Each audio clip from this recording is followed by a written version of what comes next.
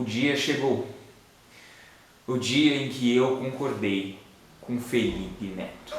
Eu sei, eu não queria concordar com Felipe Neto. Ninguém quer concordar com Felipe Neto. E veja, eu tenho todos os motivos do mundo para discordar do Felipe Neto. Primeiro, que eu acho Felipe Neto um filho da puta. Eu acho Felipe Neto é uma das piores, e sem meme, eu acho Felipe Neto uma das piores pessoas que já cruzou a internet brasileira. Esse cara não tem ética, ele não tem consistência, ele não tem caráter. Felipe Neto é de longe um dos maiores desserviços à internet brasileira e a concorrência é muito alta.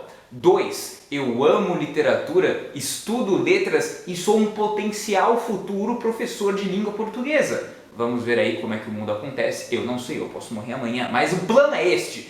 Então veja, eu tenho todos os motivos do mundo para discordar e esculachar o Felipe Neto. E eu adoraria que este fosse um vídeo em que eu xingaria esse cara à exaustão. Infelizmente, até mesmo um relógio quebrado acerta 2 vezes ao dia.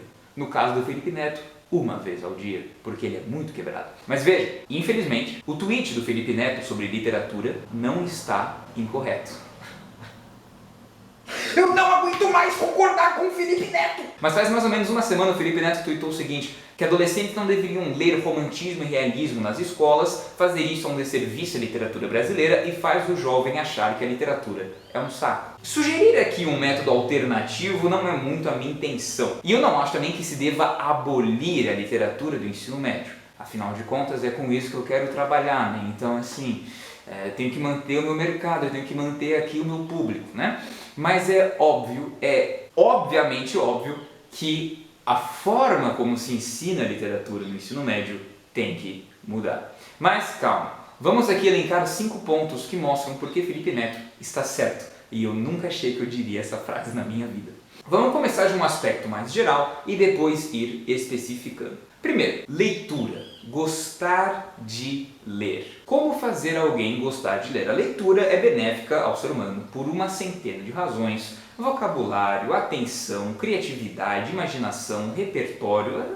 Não só te torna mais interessante, mas como te torna mais experiente. Como capturar alguém para esse universo? Bom, isso não se faz no ensino médio. Os jovens cursam ensino médio geralmente dos 14 aos 17 anos. Não é nessa época da vida que você capta o interesse pela leitura em alguém. É na infância, é quando é criança. Como tudo na vida, as coisas vêm da base, não do topo. O interesse pela leitura deve ser cultivado na infância. E se você vai fazer uma criança gostar de ler, você tem que dar a ela livros de criança, dos mais variados tipos e gêneros. Então, dê Turma da Mônica aos seus filhos, dê Diário de um Banana, dê Contos de Green, Contos de Andersen. Livros infantis diversos existem aos montes. Leia para seu filho, faça o seu filho ler, faça ele se interessar por histórias. É assim que começa. E aí, quando ele for aí crescendo, quando ele se tornar um pré-adolescente, aí você dá uma literatura um pouco mais difícil. Harry Potter, Jogos Vorazes, Percy Jackson, Harry Potter é muito bom. O livro é o que não falta. Se você conseguir sim captar o interesse da criança pela leitura, provavelmente isso vai se manter até a fase adulta. A não ser que as aulas de literatura no ensino médio entrem no caminho. Vamos então ao segundo ponto, que é literatura clássica não é para jovem de ensino médio. Não porque a literatura clássica não presta, mas porque jovem de ensino médio não presta. Os jovens de ensino médio, e eu sei disso porque até 2 anos atrás eu era um jovem de ensino médio, jovem de ensino médio não presta. Eles não têm cacique para entender a grande dimensão da literatura clássica, amigo, e isso é óbvio. Como é que você vai pegar um cara de 15 anos e fazer com que ele aprecie os Lusíadas, por exemplo? Pode acontecer, aconteceu comigo, mas é exceção. A grande maioria dos jovens nesse universo moderno, tecnológico e super diferente do que os professores estavam acostumados quando os professores eram jovens, o universo contemporâneo é muito mais interessante ao jovem do que um monte de livro escrito por um monte de homem branco no século XIX, no século XVI, e aí você vai voltando. Então é claro que pode acontecer do jovem captar o gosto pelos clássicos, mas é altamente desproporcional, é uma exceção. Da minha sala de 35 pessoas, que eu acho que tinha na minha sala 35, 34, alguma coisa assim, das 35 pessoas tem eu e mais dois, que eu consigo me lembrar agora, que realmente curtem essa parada mais clássica, essa parada mais canônica da literatura. De 35, 3! De 35, 3! Então sim, pode acontecer do jovem gostar de literatura clássica, mas a grande maioria não vai. Perceba que essa grande maioria que não vai pode até mesmo ter gostado de ler quando criança, o Turma da Mônica, o Harry Potter, mas a forma como a literatura é apresentada a esses jovens, como disse o Felipe Neto, faz eles acharem que literatura é um saco. E literatura, convenhamos, é um pouco chato de vez em quando. Mas nós não podemos contar isso aos jovens. Só quem gosta de literatura pode xingar a literatura. Pense que apresentar uma imagem da literatura para os adolescentes como a coisa mais interessante e incrível do mundo. E para isso, teria que se mudar a forma como literatura é ensinada nas escolas. Mas eu não vou falar disso ainda. Mas para fechar o segundo ponto, jovem de ensino médio não sabe apreciar clássicos, não sabe e ponto. Pega Machado de Assis. Vamos pegar a trilogia realista. Quincas Borba, Dom Casmurro, Memórias Póstumas. Desses três, o mais acessível ao jovem é o Dom Casmurro. Tanto é que é bastante popular, o meme da Capitu, traiu ou não Bentinho, etc. Mas veja, até mesmo o Dom Casmurro, que dos três é o mais acessível para o jovem, é muito difícil. Tem coisa em Dom Casmurro que eu não entendi até hoje, e eu já li esse livro 2, 3 vezes. Já tive um monte de aula sobre ele, já vi uma porrada de vídeos sobre ele, já li uma porrada de artigos sobre ele, e ainda tem coisas que eu leio e falo, não sei se eu captei aqui a essência. E eu curso esta merda! Então imagina um jovem de 16 anos que quer fazer engenharia sendo forçado a ler Dom Casmurro. Dom Casmurro é um excelente livro, talvez o melhor livro da trilogia realista. É o jovem que não sabe apreciá-lo. E o jovem não tem culpa de não saber apreciá-lo. O jovem é jovem, caralho. Se a base não veio forte e se no ensino médio as aulas não são mais flexíveis, ele não vai gostar. Ele vai achar que literatura é um saco e vai espalhar isso. E eu já vi o mais profundo desprezo pela literatura. Eu acho que quem força muito essa parada de que os jovens têm o direito de aprender a literatura é tudo o professor que não quer perder mercado. E professor, via de regra, não convive no dia a dia com o jovem, no sentido de que ele não está no mesmo universo que o jovem. São dois universos distintos que colidem, mas eu sou jovem, eu vivi com jovens e eu vi o que a grande maioria dos jovens da minha idade acham da literatura. E a grande maioria detesta. Eles falam pra mim, Giovanni, desculpa, eu sei que você gosta da parada, mas eu não consigo ler um poema sem sentir um frio na barriga. Porque eles não conseguem separar o gosto, a arte, das aulas chatíssimas. E as aulas, as minhas aulas, pelo menos, não eram chatíssimas porque eu tive uma professora maravilhosa. Mas professora não faz milagre, porque talvez a leitura clássica simplesmente não seja para essa pessoa. O que nos leva ao terceiro ponto, que é exatamente o que eu acabei de dizer. Leitura clássica não é para todo mundo. E amigo, leitura não é para todo mundo. Sim, tem gente que não gosta de ler. E ponto, acabou, não tem professor, por mais competente que seja, e eu preciso reafirmar que a grande maioria, se não todas as professoras de português que eu já tive na minha vida eram excelentes, mas não tem professora que faça milagre, porque assim como tem gente que não curte matemática, assim como tem gente que não curte biologia, tem gente que não curte leitura, e acabou! É claro que a leitura está presente em todas as áreas do conhecimento humano, etc, etc, eu sei. Mas tem gente que só quer ler aquilo que é da área deles, né? E nada mais. E dá pra culpar essas pessoas? Não dá, porque eu não gosto de uma porrada de coisa. Eu não gosto de jogar videogame, por exemplo, né? Eu jogo de vez em quando, claro, mas não é uma coisa assim que me atrai, que me apetece muito. Eu jogo casualmente. E aí? E agora eu vou jogar uma bomba na cara de vocês que acham que o Felipe Neto falou bosta.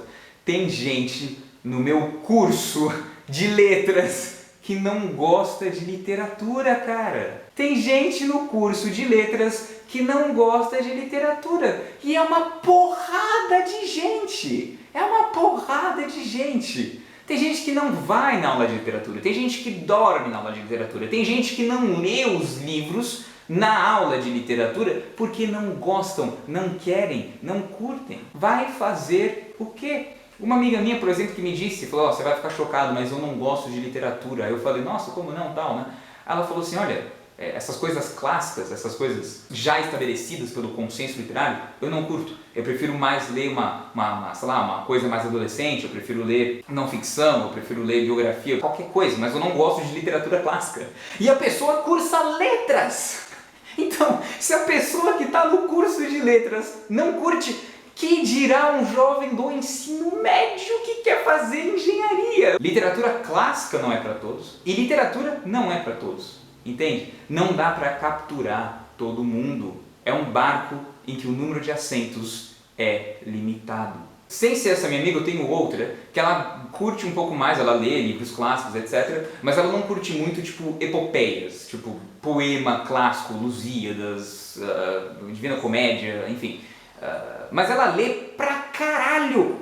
Essa minha amiga lê para um caralho! Ela lê muito, muito mais do que eu. Só que nem todos esses livros são clássicos e canônicos. Claro, essa é uma pessoa que encontrou o seu gosto, ela encontrou a sua vertente. Mas, de novo, vamos voltar para o jovem do ensino médio que ainda está definindo seus gostos. Se a base não veio forte, dificilmente você vai atraí-lo para a literatura através da literatura clássica. E aí a gente pode voltar no meu segundo argumento, que jovem não tem cacique para a literatura, porque literatura clássica é difícil. Você já leu Os Sertões? Você já leu O Cortiço?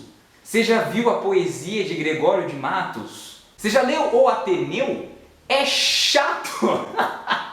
O Ateneu é chato, cara. É chato. E é chato pra gente que é da área. Imagina para um jovem que não é, bicho. Como que ele vai ler o Ateneu? De novo, eu preciso enfatizar, eu adoro literatura, eu adoro coisas clássicas. Porra, tem um vídeo meu nesse canal em 2015, onde eu falo sobre preconceito com filme antigo. E eu esculacho a galera que tem preconceito com coisa antiga. Porque eu acho que é estúpido você se negar a assistir a um filme porque ele já tem X anos de idade. Eu acho isso estúpido.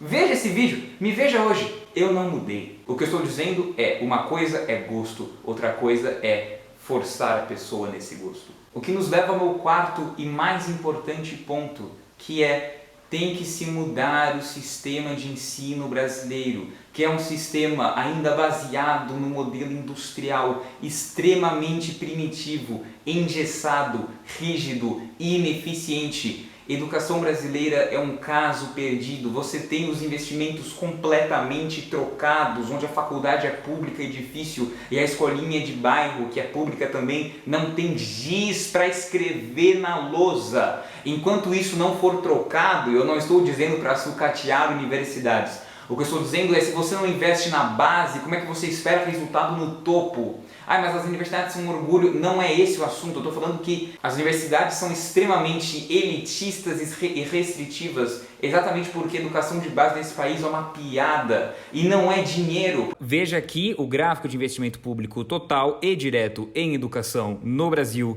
dos anos de 2004 a 2014. Houve, a partir de 2005, uma óbvia, uma perceptível crescente, uma alta nos investimentos públicos, e eis agora o gráfico do nosso desempenho no exame PISA em matemática, leitura e ciência. Então, sim, o PISA ele nos avaliou aí de 2000 a 2012 e nesses 12 anos houve, é claro, uma crescente, houve uma melhora nessas três áreas, porém não é uma melhora tão significativa quando a gente olha para a grande alta de investimentos públicos em educação que nós tivemos. Se o problema na educação brasileira fosse apenas econômico, fosse apenas uma questão de dinheiro, essa grande alta nos investimentos deveria ter catapultado o desempenho do Brasil no PISA, o que não ocorreu. Perceba que em 2005 começa uma alta de investimentos e em 2005 no PISA, leitura e ciência caem até estabilizar mais ou menos ali em 2006, né? Elas estão bem próximas uma da outra. Então, é um problema que vai muito além da questão financeira, embora é óbvio, é economicamente, é socioeconomicamente óbvio que mais investimento, via de regra, melhora desempenho. O desempenho melhorou, mas não tanto quanto poderia. Esse é o meu ponto. A educação brasileira tem um problema estrutural que não é só a falta de verba, não é só o salário baixo do professor. A educação brasileira tem um problema sistêmico, tem um problema de método. Um país que se baseia ainda num sistema de vestibular, cara, quem no mundo faz isso? Na maior parte dos países a educação é de graça até o ensino médio e a faculdade é paga. Aqui no Brasil você tem que pagar uma escola para entrar na universidade pública.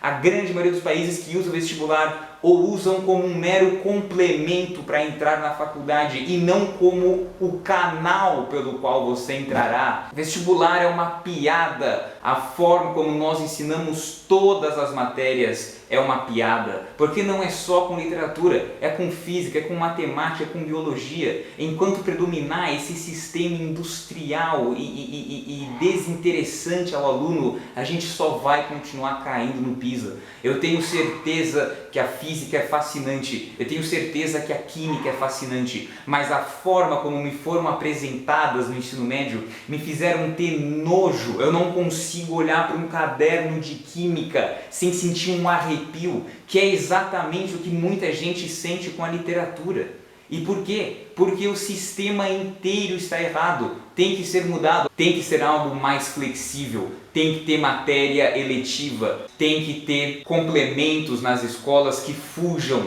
dessa coisa da geografia, da língua portuguesa, da gramática. A escola tem que ser muito mais conectada com a realidade do jovem. Quero aqui descrever uma realidade, e a realidade é que o sistema brasileiro de ensino torna tudo desinteressante, torna tudo uma forma de te fazer passar no vestibular, porque é assim que encaram as matérias, cara.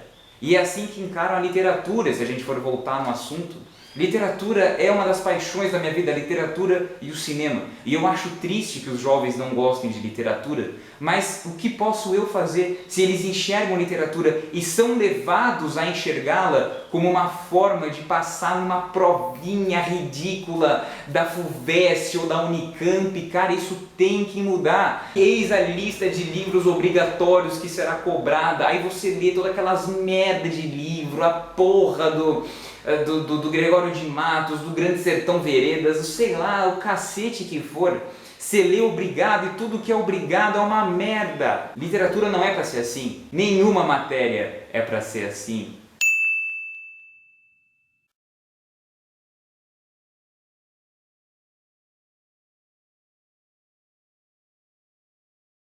Este foi o meu ponto de longe mais importante, mais profundo, mas apenas para conectar agora com um argumento mais suave, que é uma questão de fetichismo. Fetichismo por quê? Porque quem está contra o Felipe Neto são professores de literatura que idealizam uma visão do jovem que não existe. O jovem está sedento pelo conhecimento. Não sei não, cara. Os jovens que eu conheci na minha vida não estavam assim exatamente sedentos para saber o que aconteceu com o Quincas Borba. Então assim, e também não estavam sedentos para saber como é que o magma se origina dos antigos mares, né? Então assim, o jovem sedento por conhecimento é um pouco romantizado demais. O jovem ele tem que ver na frente dele um menu, várias áreas, e escolher aquela que ele quer se aprofundar e tornar as outras periféricas. É assim no Canadá, nos Estados Unidos, na Europa, no cacete do mundo inteiro. Só o Brasil que se acha inteligente, porque a gente tem umas apostilas dessa grossura, com uma tonelada de exercício, e a gente ainda se orgulha disso, né? A gente se orgulha de ter esse sistema ineficiente. Um amigo meu foi para o Canadá um tempo atrás, e lá no Canadá ele ficou surpreso quão fácil era a matemática deles. Mas daí ele percebeu que a matemática estava fácil exatamente porque ele não tinha escolhido essa área. Né? Ele escolheu lá uma área dele para se aprofundar e o resto ficou periférico. E aí a gente até tirava sarro, nossa, os caras fazendo equação de segundo grau como se fosse uma tarefa impossível, né? E aqui a gente está dividindo o polinômio, né? A gente se orgulha de saber mais, só que olha para porra porra da educação do Canadá e olha pra porra da educação brasileira, né? Tem esse orgulho, que a Unicamp, a USP é super difícil de entrar, então nós somos muito inteligentes. Olha a porra da classificação da USP nas universidades, melhores universidades do mundo, e olha todas as outras, né? Então assim, não se orgulhe dessa coisa engessada e primitiva que é o sistema educacional brasileiro. Porque o jovem, mesmo aqueles que têm sede por conhecimento, não querem saber de tudo, eles querem saber de sua área, e tá mais do que certo. Eu sei pra cacete de linguagens e humanidades, apaguei todo o resto da minha mente, cara.